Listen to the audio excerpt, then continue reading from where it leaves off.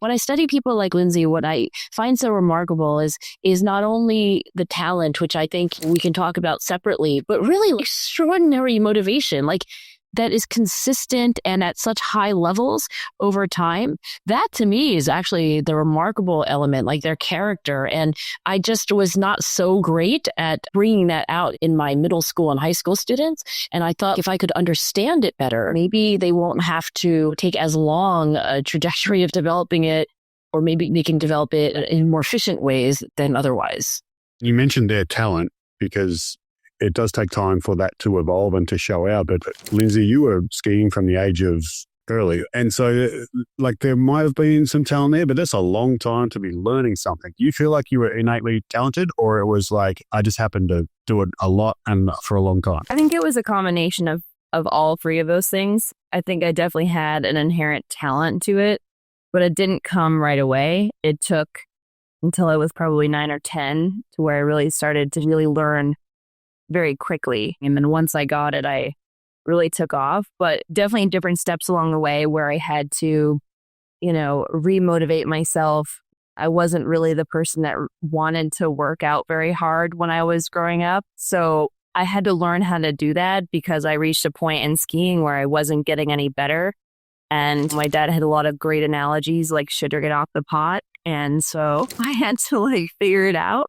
So here's what I want to know, Patty, if you agree with me, then we can ask Lindsey together, the shift maybe that happened around 9 or 10, whereas before you were that age, well, you were skiing a lot, but things were different. Like you weren't as focused and motivated. Was it the pep talks that your dad had? Or I don't know if you call them pep talks, but what do you think happened? This is my belief, and my dad disagrees with me, but I think it's when I met Picabo Street when I was 9 that really kind of triggered something. And I never really imagined skiing as being a career or as being something that was tangible. It was more so something that I did for fun, that I enjoyed doing with my friend, and I wanted to be really good at. I wanted to win, but I didn't understand long term what that meant, And then when I saw her physically in real life, I'd seen her on TV and I was like, wow, okay, this is what I want to be. And then I said, Dad, how do I get there? And then, we planned it out that I would be 17 of the 2002 Olympics, and that would be a time that I could make it. And so we kind of worked backwards from there and made a whole plan, made a an 8-year plan, 10-year plan. And that's when I kind of really became a lot more driven and focused. And he thinks that I would have done it anyways. I think it's possible that I would have found something else to motivate me, but I think that's really what did it. Yeah. The tangible, the ability to see it and know that it's possible is something that a few guests have mentioned. But you used the phrase there, whatever it takes. I saw this and I was like, okay, now it's whatever it takes. How would you describe toughness in your experience? Either you've seen it or clearly you've lived it to be at it this long and to be that good. What does toughness mean to you? I think there are different levels of toughness. I think there's also different levels of understanding of the toughness that you have, that you possess. I always thought at certain levels of my career that I was tough, and then I was faced with another obstacle or challenge and figured out, okay, wow, I have to overcome this.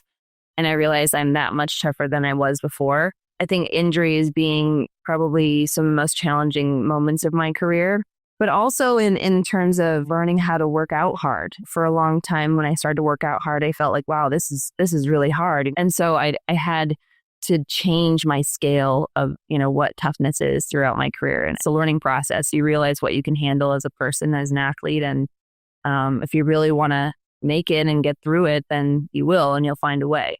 Again, circling back to whatever it takes, but it's interesting you mentioned levels there. That's something that I've only heard one other performer say, but I personally agree with it because there's not only a definition of it, but your idea of working hard versus this other person's idea of working hard can be really different. And you also mentioned the discovering what's in yourself already. And I'll circle back to that. But Angela, I'm interested in while we're on the definitions of toughness. I mean, maybe what I can say that's most useful, though, is to just resonate and amplify what Lindsey was saying, because I knew she was saying there's different kinds of toughness too, right? And I think there are at least two. And I think Lindsey named them, like injury and setbacks or things that happen that are like really hard to deal with. That's like where you need the toughness that like a lot of people call resilience, right? But there is another kind of toughness, which I also think that extremely high performers have, which is that time when you talk about working out hard or being pushed to your absolute limit, that's every day. That's not like, oh, this year, this terrible thing happened. How resilient am I going to be? But more like every morning and every afternoon and every evening, I'm going to do the following. So sometimes I think of it as like a upper, like capital letter P, perseverance in the face of real difficulty, and then lowercase p, perseverance, that daily grind. One sociologist that I met, he embedded himself in swim teams from like the local corner swim team to like all the way up to Olympic hopefuls.